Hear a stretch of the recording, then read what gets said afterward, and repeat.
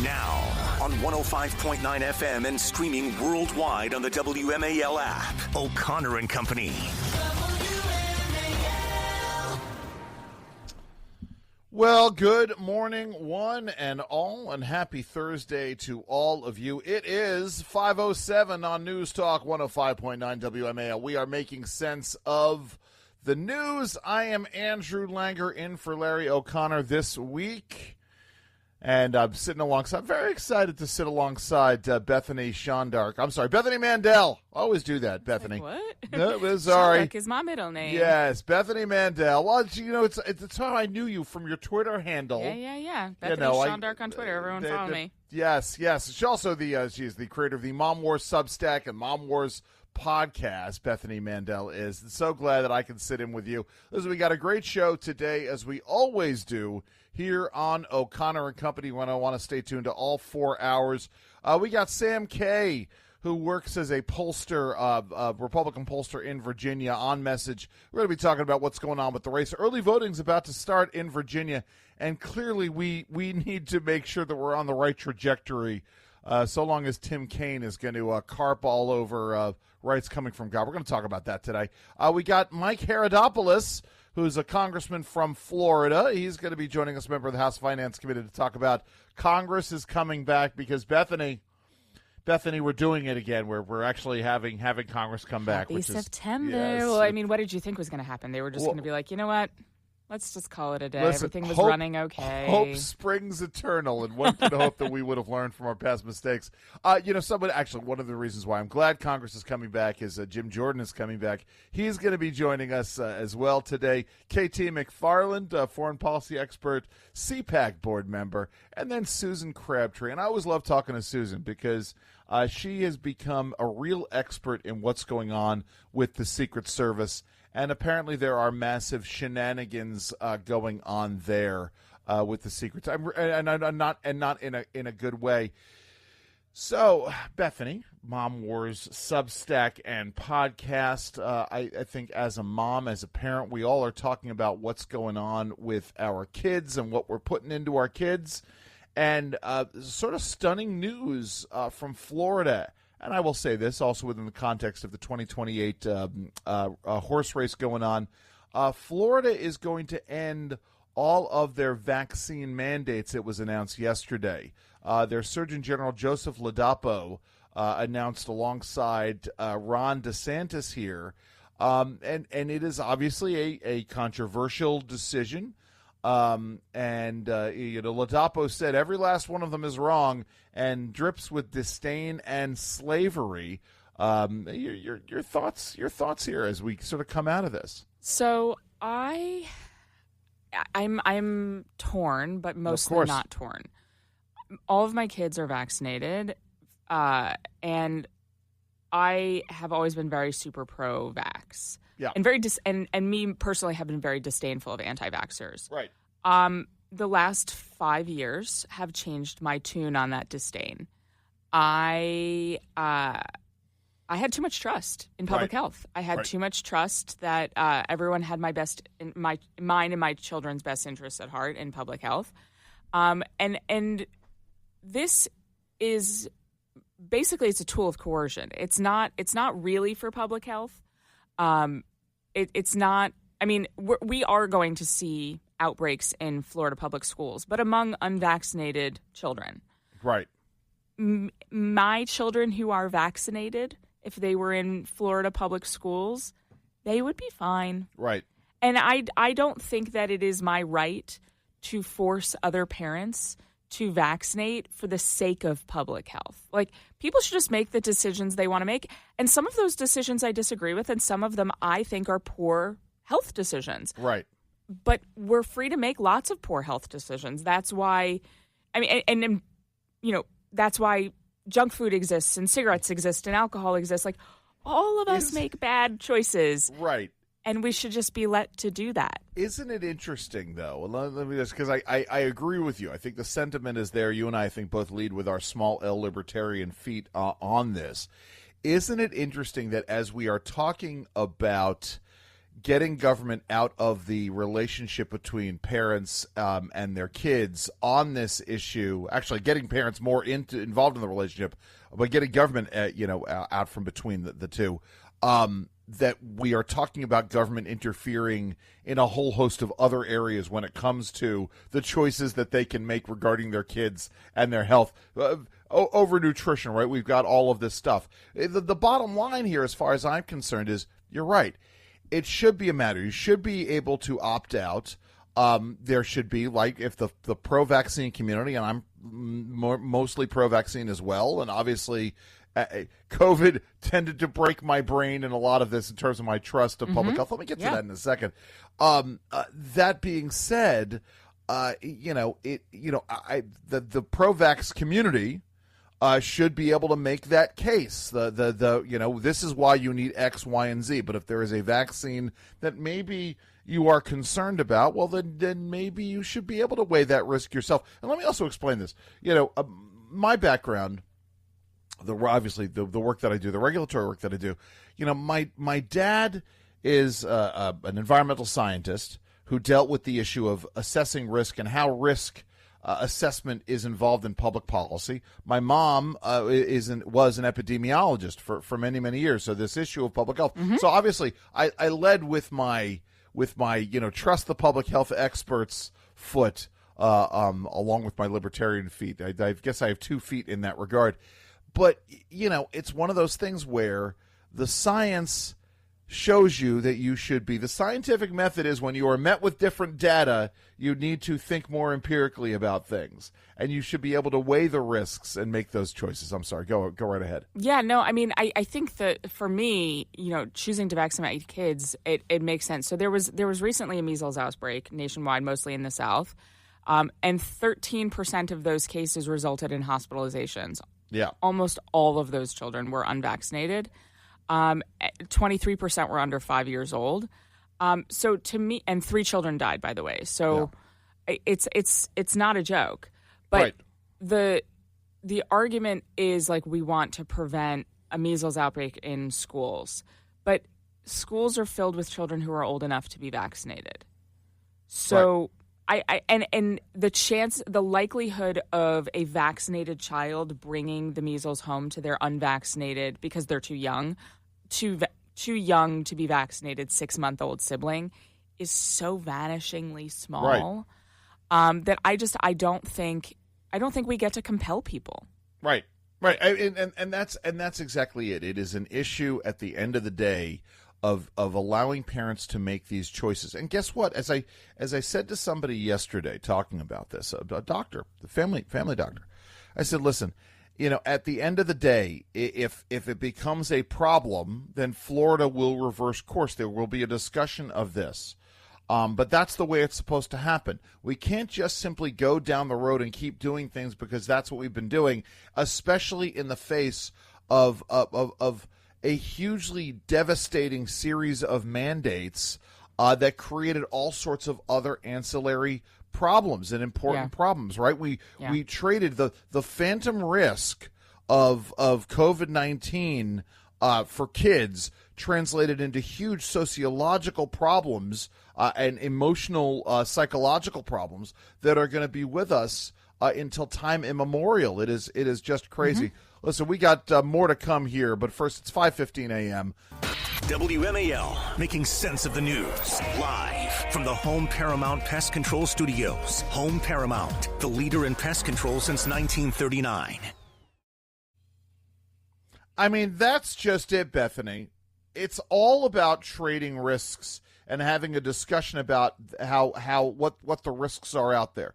If we'd had an honest discussion about the risks, and they wouldn't let us have an honest discussion about the risks of COVID-19 versus the sociological and psychological impacts of keeping kids locked down, I think if parents had been able to make that choice, then we would have opened up, as I thought we were going to. I thought we were going to reopen by August, September of 2020, because I said there's no way parents are going to allow their kids to be kept home. Clearly, I was wrong. I mean, it wasn't really a matter of allowing it. Once and it was interesting, and I will say, to his credit, Bill de Blasio, who was mayor at the time of New York City, New York City was among the last to close. And he said very openly at the time, if we close, I don't know how we reopen. Because he knew that he would be facing the unions and he would be facing this. Yeah. It's a ball rolling downhill. And once he pushed that ball, he didn't know how to push it back up the hill. And I mean, it was a sweet gig for a lot of teachers who got to teach from home. And, you know, we saw the the pictures and the videos of the teachers who were in Puerto Rico on the beach and teaching. You know, I too would love to do that.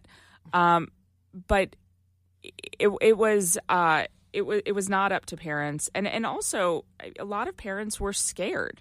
Right. They were watching CNN. They were absorbing absolutely all of the hysteria, and it made it difficult for people to make rational risk assessments. I'm in a Facebook group from years ago when I was trying to get the vaccine for my in-laws, of vaccine hunters. Yes. And I will say I'm also uncomfortable with the fact that like the vaccine is like darn near impossible to obtain now. Like that's also, I'm not okay with that. And that's through choices of RFK. But there are people in there who are asking, where can I get my 3 and 5 year old vaccine? I'm like, but why? Why? And I'm not going to be a troll. I don't have time enough in my day for that.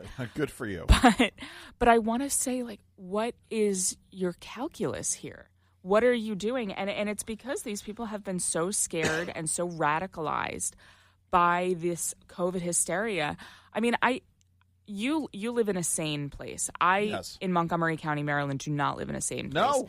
And let me tell you, the number of masks that I've seen recently, because there's a surge in COVID. We're back to that, right? Yeah, I'm seeing masks all over the place, and I'm in a different Facebook group for Jewish women in Montgomery County, and a woman posted like, I can't believe that people came to the JCC and they had COVID, or they thought they might have COVID, whatever, and people were asking, where can I get tests? I've been wearing masks. I'm like, I'm sorry, have I been transported back to 2021? Right. Listen, as Barack Obama famously said, 2020 called and it wants its paranoia back. Listen. Here's what I know. So because I want to play this clip, but I do want to say this. So my best buddy, Jerry Rogers, is the editor of Real Clear Health, like Real Clear Policy, Real Clear Health. And during the pandemic, Jerry, as the editor of Real Clear Health, is reading everything. And Jerry's, saying, I think things are overblown, and I think we're creating a panic, and I think this is a problem. And Jerry is doing radio still, but he was doing radio at the time, and he's like starts to talk about this and the work that he's doing again as editor of Real Clear Health, a news aggregator on health policy. And he was told that he shouldn't do this. Anyway, let's go ahead and let's listen to what they said. This is the Surgeon General of Florida, along with the governor. Let's play cut number 1, Michael. Every last one of them. Every last one of them is wrong and drips. Every last one of them. Every last one of them is wrong and drips with disdain and slavery. Okay? Who am I as a government or anyone else, or who am I as a man standing here now to tell you what you should put in your body? Who am I to tell you what your child should put in your body? I don't have that right. Your body is a gift from God. What you put into your body is because of your relationship with your body and your God. I don't have that right. Government does not have that right. Yeah. They want you to believe they have that right. And unfortunately, they've been successful. they've been successful. And all right, maybe we could take that policy to elsewhere in terms of the sort of the various food and beverage mandates that are out there. Let's hear what Governor DeSantis had to say. Let's go ahead and play cut number 2, Michael. Empowering people to make the right decisions for themselves and for their families. And as a parent, you shouldn't be penalized. Right now in this country, you go in for a surgery, some places won't see you if you haven't had the COVID shot or certain immunizations. Some pediatricians discriminate based on whether you've done hepatitis B or not. And that's not informed consent. When there are coercive impacts, when they're trying to coerce choices and there's negative impacts, then that undermines your ability to choose. Yeah, that's absolutely right. That level of discrimination there. Listen, we got so much more to get to right now. It's 5:23 on WMAL. The wheel of Trump lands on Trump's health this week. Yeah, there's a huge conspiracy theory out there regarding whether or not Trump is doing well. We've got so much more to get to on the show today. By the way, next hour of the show, going to be joined by Sam Kay. He's a pollster in Virginia. We're going to get the landscape of the race out there. Early voting is just about to start. I'm Andrew Langer. She's Bethany Mandel. This is O'Connor and Company on WMAL. It is 5:30. WMAL-FM, Woodbridge, Washington, a Cumulus media station. Making sense of the news. News Talk 105.9. WMAL. News now.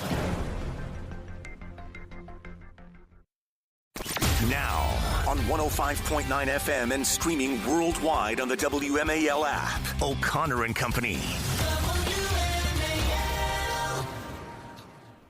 Well, good morning, one and all. I am Andrew Langer in for Larry O'Connor today. Happy Thursday to all of you. Sitting alongside Bethany Mandel. Hello, Bethany. Good morning. As you adjust your microphone, I do enjoy working with you. It's so much fun. It's you can say that you're my favorite. I don't think anybody's listening. No. Lots of believe me. Yes, we'll get the calls. I know for a fact. You think.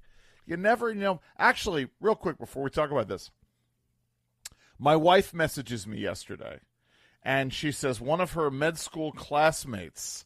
The wife was listening, heard the name, recognized the last name, and said, "Oh my God!" Dude, said to her husband, "We have to tune in. We have to turn on WMAL inside." They turned off the TV and turned on the radio. Listen, I'm sorry. It is 5:37 here on News Talk 105.9 WMAL. We are making sense of the news. Happy Thursday. Listen, a lot's going on the show. Sam Kay joining us. He's a Republican pollster in Virginia because early voting is upon us in these statewide races. Mike Haradopoulos is joining us from Florida's 8th Congressional District. Congress is coming back. Jim Jordan as well. We're going to talk free speech with him. KT McFarland, all kinds of things. Apparently, by the way, Bethany, we're no longer allowed to blow up narco-terrorist boats. We're going to ask KT about that. And there is a brewing scandal at the Secret Service. Apparently, they're not doing so well with their shooting. Susan Crabtree going to join us there. Now, as I was mentioning earlier, I had this thing during Trump's first term that I called the Wheel of Trump.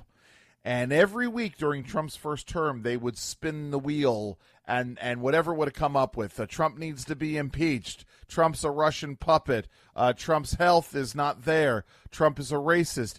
Every week the wheel would spin and the leftist echo chamber would come out with whatever the narrative of the week was. And for a while, Bethany, the Wheel of Trump in the second term, they were doing so much was being done that the Wheel of Trump wasn't really having an effect. And I think that's still largely the case. But things quiet down a little bit, and the left spins the Wheel of Trump. This week, conspiracy theories abounded about President Trump having tied. I shouldn't laugh about that, but I'm going to. Here, Peter Doocy asked the president about this. Let's play cut number 3. A big viral social media trend over the weekend. How did you find out over the weekend that you were dead? You see that? No. People didn't see it for a couple days. 1.3 million user engagements as of Saturday morning about your demise. Really? You didn't see that? You know, I have heard, it's sort of crazy, but last week I did numerous news conferences, all successful. They went very well, like this is going very well. And then I didn't do any for 2 days, and they said, there must be something wrong with him. Biden wouldn't do them for months. You wouldn't see him. And nobody ever said there was ever anything wrong with him, and we know he wasn't in the greatest of shape. No, I heard that. I get reports.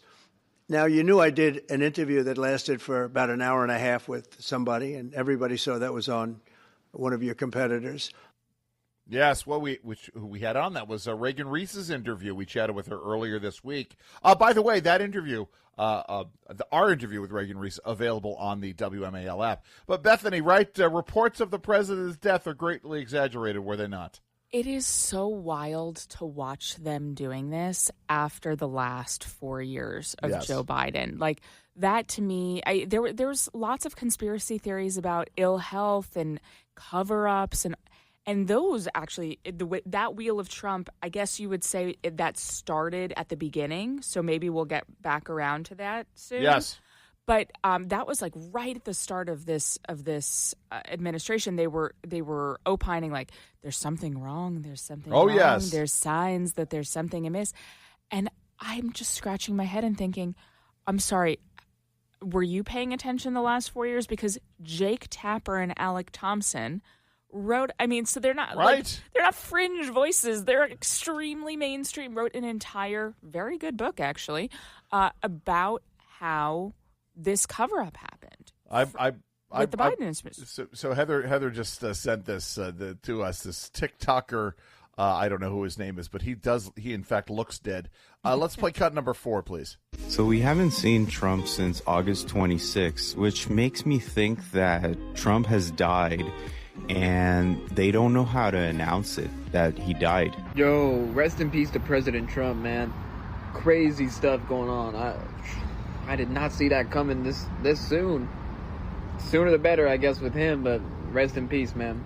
Meanwhile, by the way, Bethany, to shift it a little bit, we discovered yesterday in an interview with Mark Vargas from the Illinois Review that apparently Chicago Mayor Brandon Johnson has been to the hospital and has been treated for panic attacks dozens of times, and it's not going reported.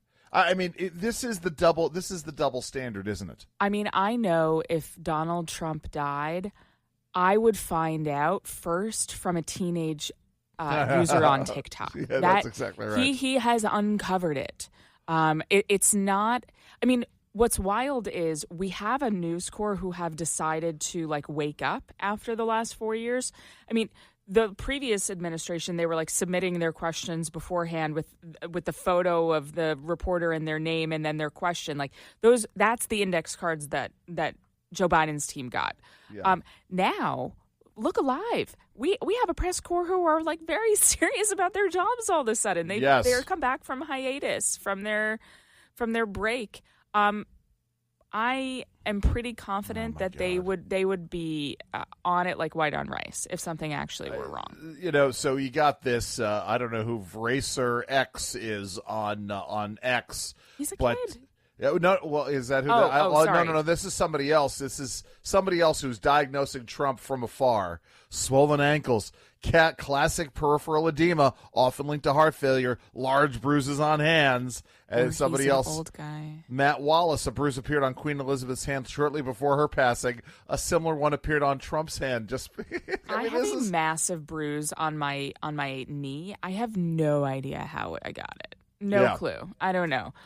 Bruising can be normal, especially when you're old. Right. Sorry. Right. Listen, look at the bug bites on me. If someone looked at the bug bites on my leg, they would think there was something wrong with me, which there is, of course. We got more coming up. It's 5:44 on WMAL. Mark Levin, weekdays 6 till 9 on 105.9 WMAL, making sense of the news. Welcome back, everybody. I am Andrew Langer in for Larry O'Connor today, alongside Bethany Mandel. Oh, my goodness. So we're talking about this. We've got more of the media. CNN speculating about Trump's health. Let's go ahead and play cut number 5. The president has been very vocal with press all the time. I think in August he spent 26 days doing public events or talking to press. So to go down for 6 days and just have a slew of Truth Social posts that are very chaotic and people can't follow all of them is very concerning. There could be actually something wrong. The problem is we don't know, and they're not being transparent. Again, he's doing interviews. He's out playing golf. But this is not like the Soviet Union where the premier would just sort of disappear behind closed doors and nobody would ever see them. But the they man think is we are. boot and a boot. Yes, that's exactly right. My favorite, Bethany. I don't know if I've ever shared this with you. Have I shared with you who I believe Tim Walz looks like? So I forget everything all the time. So anything you say pretty much from one segment to the next is new to me. It's the perfect tee up because now I can just say it again. So I defy any of you to go and look at a picture of Tim Walz from his debates last year and not come away thinking that he looks like a worried Fozzie Bear. I promise you. I have tweets about this. In fact, I'll go retweet those right now. He looks like a worried Fozzie Bear. Well, so the sad Muppet, the ER Muppet that is Tim Walz, he's weighed in on this. Let's play cut number 6.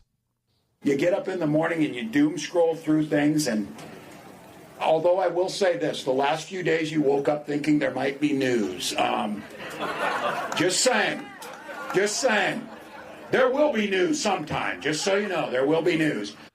I mean, it is astounding to me.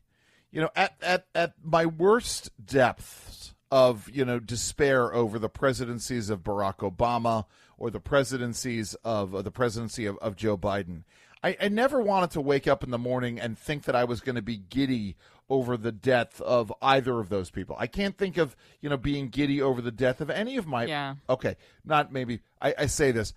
There are several political opponents out there that I probably would have been giddy over the death of. But this guy, it's like there's something so cringe about it. I'm sorry. Go ahead. So the proof that they're pointing to is that his Truth Social posts are chaotic. Are you new here? Are you new here? Yes. I find them to be delightful and whimsical. And one of my favorites that came overnight while probably a lot of us were sleeping because Trump doesn't sleep. As previously mentioned, we are giving serious thought to taking away Rosie O'Donnell's citizenship. She is not a great American and, in my opinion, incapable of being so. Yeah. Yes. I love it. I love it. I hope he never changes. Yes, it is amazing to me the depths that are at work here with this. Listen, this is exactly it. The press, as you pointed out earlier, the press did not pay attention, or if they did, they were all in the tank for this, for Joe Biden and the decline of Joe Biden. Right. I mean, I guess one of the other ways Donald Trump could have responded to these rumors and said, "Listen, what do y'all care? I have the trusty auto pen here. The auto pen was ready to take over in case I was done." But this is where we are here, isn't it? Yeah. No. I mean, they're saying two things at the same time: that he is inaccessible and invisible, but at the same time posting too much. Right. Do you think anyone else has the authority to be as chaotic as Trump is on Truth Social? Only he is posting Rosie O'Donnell trolling. Because that's a good point. Who else is like, you know what I'm going to do today under the president's name? I'm going to look like an absolute freaking lunatic. No one can do that. No one's allowed. I am now debating whether or not I'm going to go on to ChatGPT and says, write me a lengthy post in the style of Donald Trump. But then again, it would come off as inauthentic. I mean, say what you will about all of these things. Lord knows Joe Biden was not posting in that regard. No, Joe Biden would just be out there sniffing somebody's hair and making inappropriate comments about people, confusing people with, asking why their dead people were not present with all of them here. At the end of the day, right? At the end of the day, the media needs to just do their job. Report on what they know, report on what they're seeing in front of them, and not engage in this rampant speculation, right, Bethany? I mean, you'd think, right? Like, that is their job. Are they going to do it? No. Instead, they're gonna continue to spin the wheel. Listen, we got more to get to right now. It is 5:52 here on WMAL.